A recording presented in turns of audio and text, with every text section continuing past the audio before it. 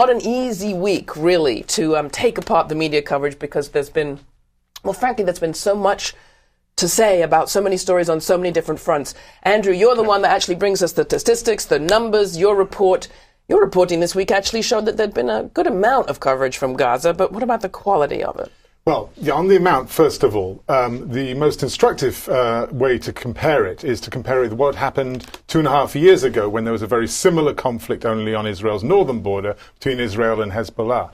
Back then, 2.5 years ago, all of the major broadcast news anchors went to the region.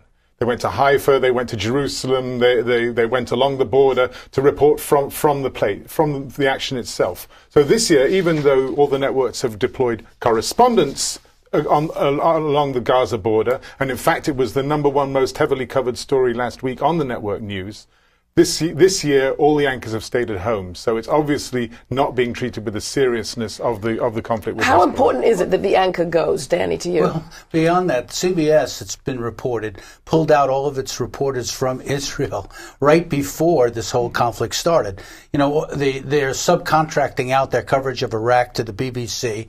It seems as if network news, for the most part, is giving up on covering the world. And where they have been covering the world and Gaza, they tend to be doing it from the side of the Israelis, of people whose homes have been rocketed, going back into their shelters, back and forth, showing a family, in distress, clear distress because of rocket attacks, but no commensurate coverage coming from inside Gaza. On the other hand, Al Jazeera and Iran's Press TV do have correspondents in Gaza.